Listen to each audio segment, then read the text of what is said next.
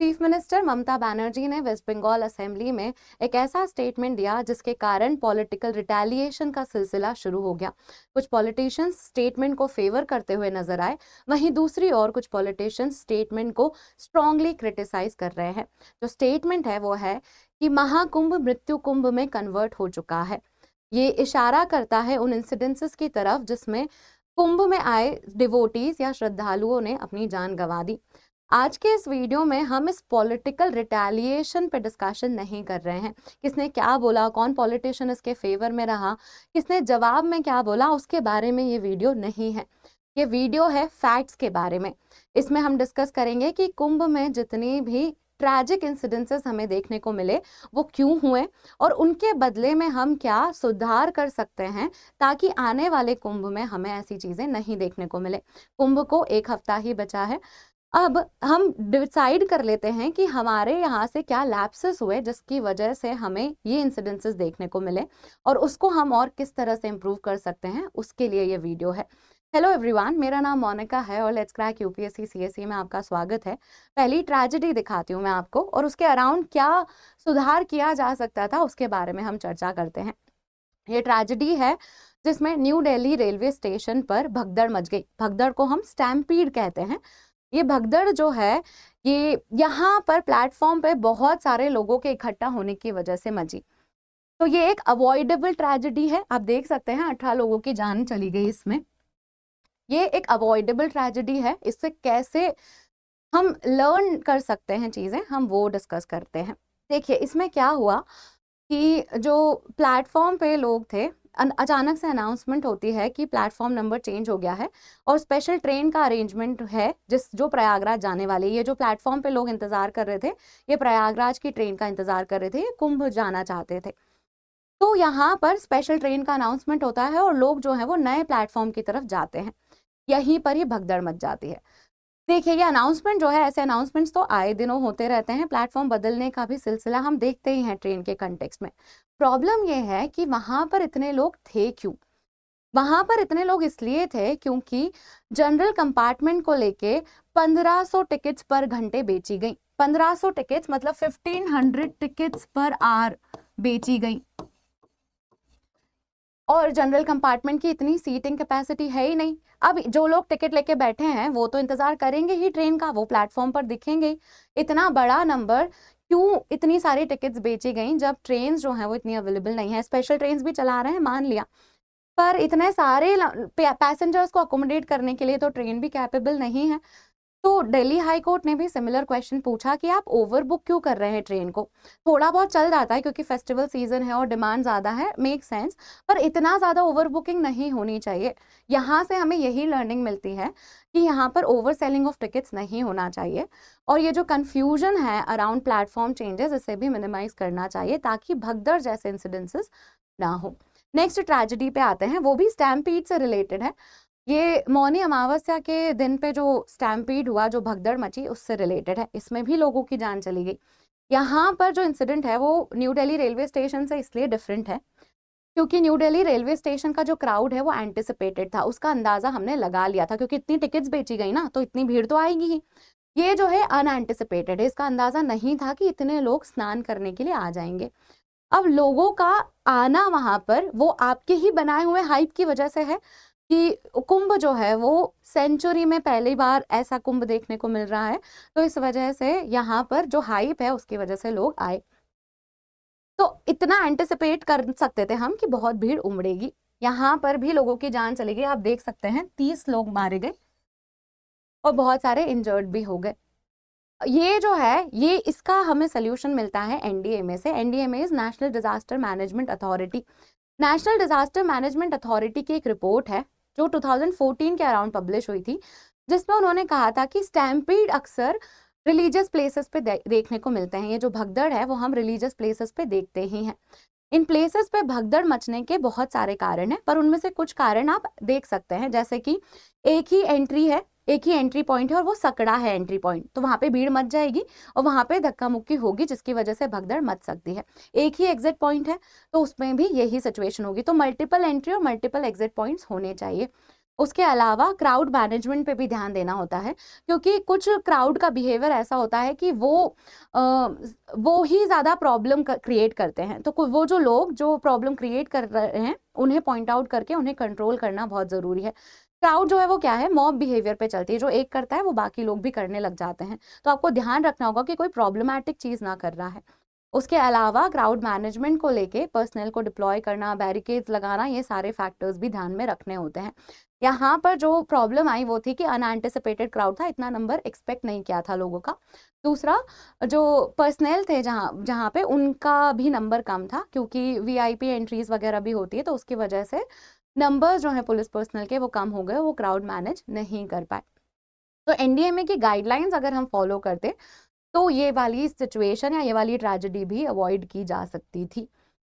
उसमें कुछ गाइडलाइंस में ऐसा है कि आप अगर भीड़ एक्सपेक्ट कर रहे हैं तो आप होल्ड ऑफ प्लेसेस भी बड़ी बनाइए। होल्ड ऑफ प्लेसेस मतलब अगर स्नान करने वाले लोगों का नंबर ज़्यादा है तो वो लोग जो नेक्स्ट स्नान करेंगे उनको आप बिठा कर रखिए, उनको एक प्रॉपर जगह शेल्टर दीजिए, ताकि लोग आसानी से पेशेंटली इंतज़ार करें और फिर उनके नंबर आए, तब तक इतनी भीड़ का सिचुएशन ना हो। तो ये जो है ये इस चीज़ का सल्यूशन है। नेक्स्ट जो ट्रेजेडी है वो फायर से रिलेटेड है। आप देखेंगे तो कुंभ में 5 बार अब तक आग की रिपोर्ट आ चुकी है कि 5 बार फायर हुआ। ये जो फायर लगने के इंस्टेंसेस हैं, इसका बेसिक रीजन है या तो शॉर्ट सर्किट हुआ है या फिर सिलेंडर का एक्सप्लोजन हुआ है। ये दो बेसिक रीजन है। द गुड थिंग इज हमने कुंभ में फायर के कारण कोई कैजुअलिटी नहीं देखी, मतलब हमने फायर को अच्छे से लिमिट कर लिया। तो हम जहां क्रेडिट मिल सकता है वहां क्रेडिट देंगे कि कैजुअलिटी नहीं हुई, पर ये इंसिडेंसेस कंट्रोल किए जा सकते थे। जैसे कुछ सिचुएशंस हैं जिनका ध्यान रखना होता है कि रेसिडेंशियल टेंट से खाने वाली जहाँ खाना बनेगा वो टेंट्स की दूरी होनी चाहिए। ये जो टेंट्स हैं उनमें सिलेंडर के नंबर भी लिमिट करने होते हैं, अननेसेसरी बहुत ज़्यादा सिलेंडर स्टॉक नहीं करने होते हैं, और इन क्वालिटी रेगुलेशंस का ध्यान रखना होता है ताकि इस तरह से सिचुएशन अवॉइड की जा सके। प्रिकॉशनरी मेजर्स तो हमने देखे हैं, हमने डिस्कस किए हैं। जो क्यूरेटिव मेजर्स थे वो हम देख रहे थे कि कैसे ऑन टाइम ये फायर को कर्ब कर लिया गया, जिससे फायर लिमिटेड ही रही और कैजुअलिटीज हमें नहीं देखने को मिली। तो ये एक अच्छी बात है कि हमने ये फायर के इंसिडेंसेस कर्ब कर लिए। हम आगे और ट्रेजेडी डिस्कस करेंगे, but I have an announcement, तो हम पहले वो सुन लेते हैं। अनअकैडमी का सब्सक्रिप्शन आपको अभी 55% डिस्काउंट पे अवेलेबल है।